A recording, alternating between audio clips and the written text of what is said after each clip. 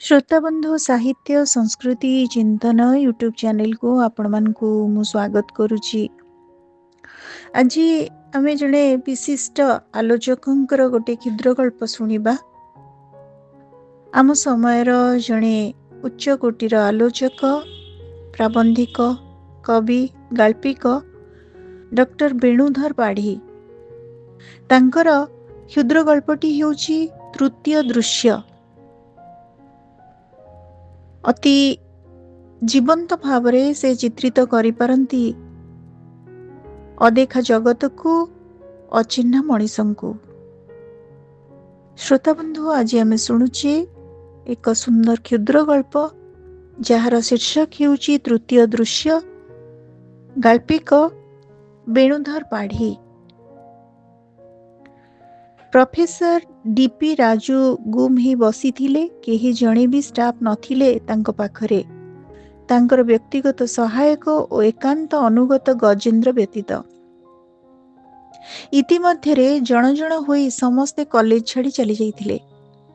छात्र अध्यापक एमिति कि जगुआल पर्यंत आउ काहारी को देखि पारु नथिले। से आंदोलनकारी माने सेमानकर पटुआर और स्लोगान रो दुआ धरी चली गलेनी मंडल उन्नयन अधिकारी कार्यालय आड़कू।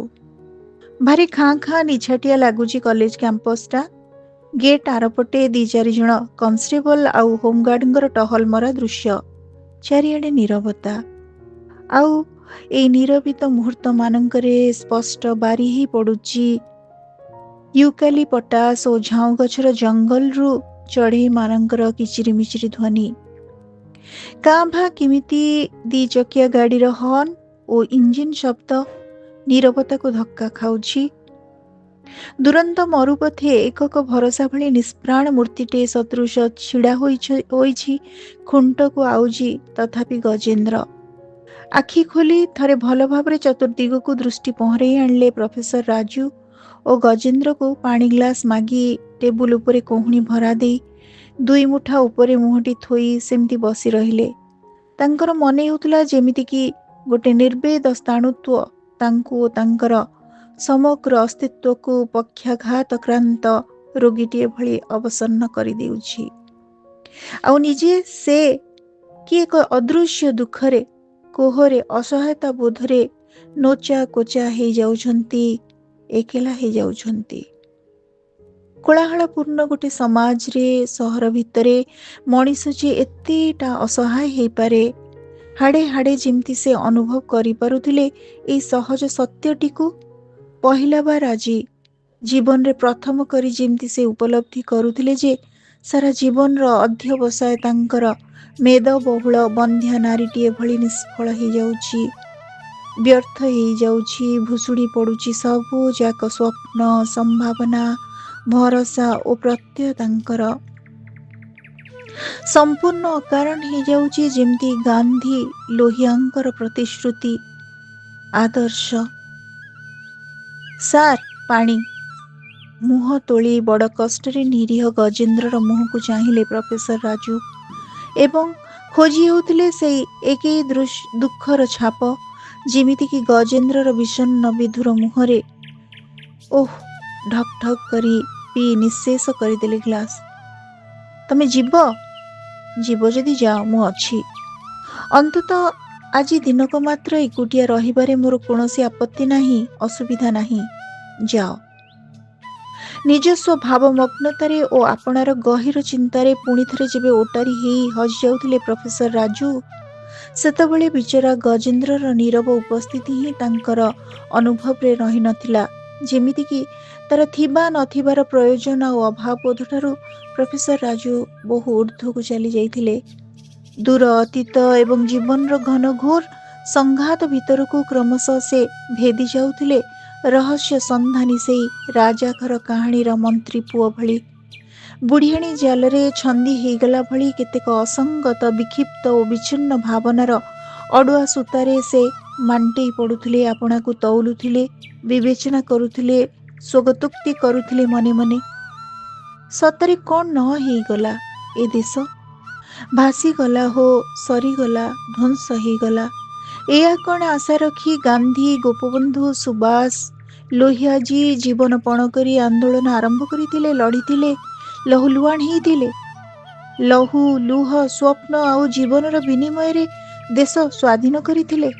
କ'ଣ ଏଇଆ ଆଶା ରଖି ଆଳିମାଳିକା ପେଡ଼ି ଦରାଣ୍ଡିଲା ଭଳି ଆପଣାର ପିଛିଲା ଦିନମାନଙ୍କୁ ଅଣ୍ଡାଳି ପକାଉଥିଲେ ପ୍ରଫେସର ରାଜୁ?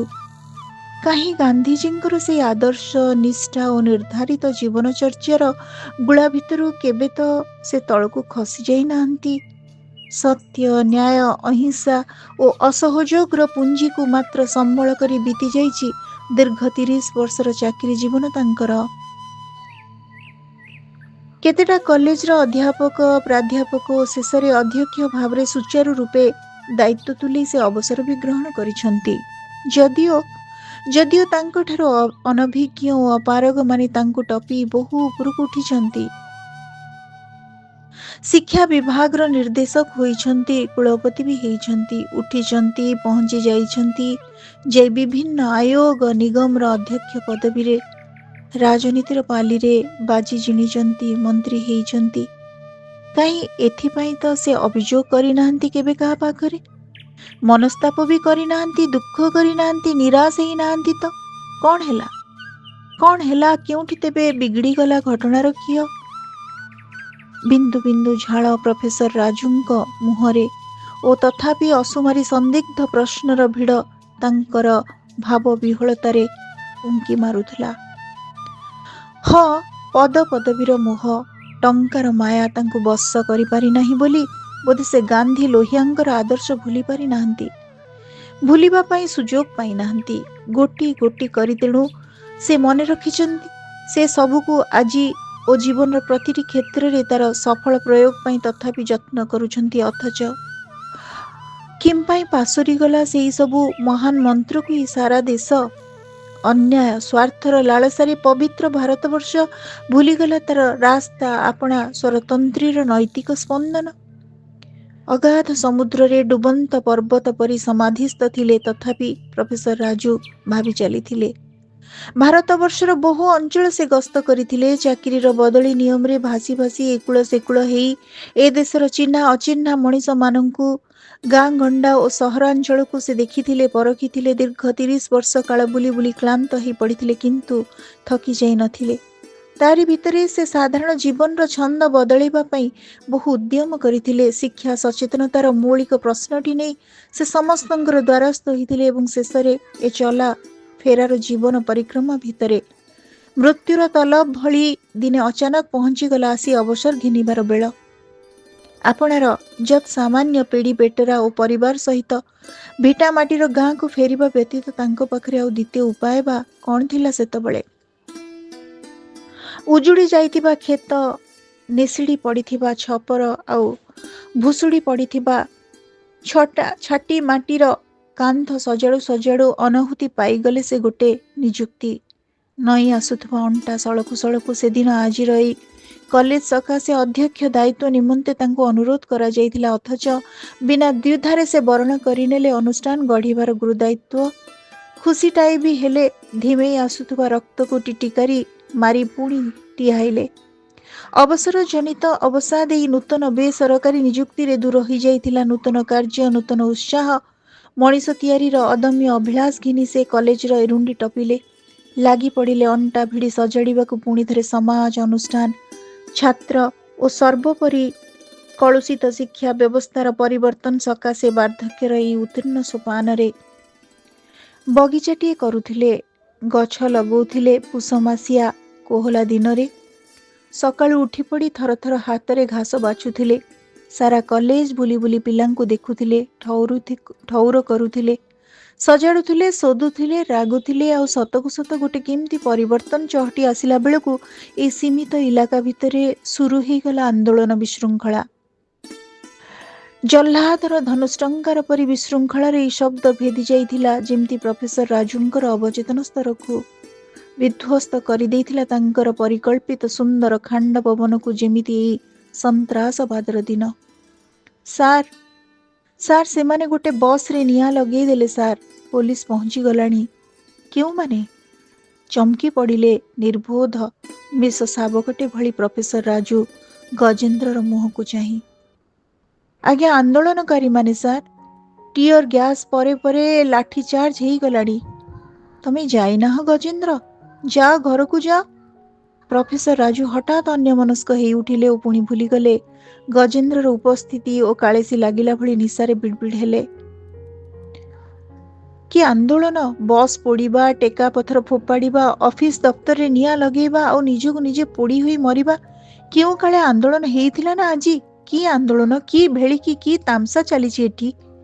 କେଉଁଠି ଲୁଚିଛି ସେ ମେଜିସିଆନ ଯିଏ 80 କୋଟି ଭାରତୀୟର 160 କୋଟି ସତର୍କ ଆଖିକି କିମିଆ କରିଦେଇଛି, ବଶୀଭୂତ କରି ମେଣ୍ଢା ବନେଇ ନିଜ ହାତ ସଫେଇରେ ବେକୁଫ କରିଦେଇଛି ମଣିଷମାନଙ୍କୁ? କିଏ କିଏ ସେଇ ଯାଦୁକର? ଦୂର ଦିଗନ୍ତ ସେପାରିକୁ ନିବିଷ୍ଟ ଭାବରେ ଚାହିଁବା ପରି ଅନିଶା କରୁଥିଲେ ପ୍ରଫେସର ରାଜୁ। ୟୁକାଲିପଟାସ ଝାଉଁ ଓ ଆକାଶିଆ ଜଙ୍ଗଲର ମଥାନରେ ହାଇ ମାରୁଥିବା ଆକାଶ ଆଡ଼କୁ, ଭାରତବର୍ଷର ଅତୀତ ସ୍ୱାଧୀନତାର ପରବର୍ତ୍ତୀ ପର୍ଯ୍ୟାୟର ମାନଚିତ୍ର ଆଡ଼କୁ, ବିପର୍ଯ୍ୟସ୍ତ ଚିତ୍ର ମେଦୁର ସେଇ ଅଭିଶପ୍ତ ଦୃଶ୍ୟର ଦିଗନ୍ତ ଆଡ଼କୁ। ଏ କ'ଣ ସେଇ ଭାରତବର୍ଷ ଯେଉଁଠି ଗାନ୍ଧୀଙ୍କ ରାମରାଜ୍ୟର ପରିକଳ୍ପିତ ସ୍ୱପ୍ନ ଖୁନ୍ଦି ହେଇଥିଲା? ଲାଠି, ଗୁଳି, ଗୋଳା, ଫାଶୀ ଖୁଣ୍ଟର ଭୟରେ ଯୋଉଠି ମଣିଷ ଦବି ଯାଇ ନଥିଲା? ସ୍ୱାଧୀନତାର ସ୍ୱାଦ ଟିକକ ପାଇଁ ଯେଉଁଠି ଭାରତୀୟ ଆପଣାର ରକ୍ତକୁ ଓ ସୁଖ ସ୍ୱପ୍ନକୁ ନିର୍ଦ୍ୱନ୍ଦରେ ବାଜି ଲଗେଇ ଦେଇଥିଲା? ସେଇ ଭାରତବର୍ଷ କ'ଣ ଏଇ, ଯୋଉଠି ଶାସନ ନାଁରେ ରାଷ୍ଟ୍ରୀୟ ସ୍ୱାର୍ଥର ଦ୍ୱାହିରେ ବ୍ରିଟିଶ ମାନଙ୍କ ଠାରୁ ଦେଶୀମାନେ ବଳି ଯାଉଛନ୍ତି ଦିନକୁ ଦିନ? ଜାତୀୟ ଐକ୍ୟ, ସାମାଜିକ ଶାନ୍ତି ନଷ୍ଟ କରି ଯେଉଁଠି ନିରୀହ ଜନସାଧାରଣଙ୍କର ଭିତରେ ଭେଦଭାବର ବିଦ୍ୱେଷ ଭର୍ତ୍ତି କରି ଚାଲିଛି ନିର୍ବାଚନ ଭୋଟ ରାଜନୀତି? ଭୋଟ ପାଇବା ପାଇଁ କି ସତେ ଅବା ଖାସ୍ ଶାସନ ଚାଲୁଛି ଏଠି? କେମିତି କ୍ଷମତା ପାଇଁ ଅନ୍ଧ ଉନ୍ମାଦ ହେଇଯାଉଛି ଏ ଦେଶର ନେତା ମନ୍ତ୍ରୀ? ସାମାନ୍ୟ ଗାଦିର ମୁହଁରେ ଗୋଟେ ସୁରମ୍ୟ ସୁନ୍ଦର ଦେଶର ମାନଚିତ୍ରକୁ ଏଇଠି ମନ୍ତ୍ରୀ କେମିତି ବିଚ୍ ବଜାରରେ ନିଲାମ ଡାକୁଛି? ପଇସାର ମୁହଁରେ, ପ୍ରାଚୁର୍ଯ୍ୟର ଲୋଭରେ 80 କୋଟି ଭାରତୀୟର ମୁହଁର ଆଧାର ଛଡ଼େଇ ନେଇ ଏଠି ଶାସନ ମୁଖ୍ୟ କେମିତି ଯୁଦ୍ଧଖୋର ଦଲାଲ ମସ୍ତାନ ଗୁଣ୍ଡା ମାନଙ୍କୁ ପୋଷି ଚାଲିଛି ଲୋଟସ, ହିନ୍ଦୁଜା, ଏଇ ସର୍ଭିସେସର ମୁଖୋଶଧାରୀ ଶୋଷକ ମୁନାଫାଖୋର ଜାନୁଆର ମାନଙ୍କୁ। ସମସ୍ତ ମାନ ମର୍ଯ୍ୟାଦା ମାତୃଭୂମିର ପବିତ୍ର ବନ୍ଧନକୁ ପଦଦଳିତ କରି ଯାବତ୍ ଘୃଣ୍ୟ କୁଶ୍ଚିତ କାର୍ଯ୍ୟ ବି ସେ ନିସଂକୋଚରେ କରି ପକଉଛି। ଧର୍ମ ନାମରେ, ଦଳିତ ଶ୍ରେଣୀର ସ୍ୱାର୍ଥ ନାଁରେ, ସଂରକ୍ଷଣର ବାହାନାରେ କି ହୀନ ରାଜନୀତିର ପଶାପାଲିରେ ଗୋଟି ଚଳଉଛି ଏଠି ଭାରତବର୍ଷର ରାଷ୍ଟ୍ରନାୟକ ଗଜେନ୍ଦ୍ର। ପ୍ରକୃତିସ୍ଥ ହେଲା ପରି ପ୍ରଫେସର ରାଜୁ ଡାକ ଛାଡ଼ିଲେ। ମଣ୍ଡଳ କମିଶନ କ'ଣ ତମେ ଜାଣ?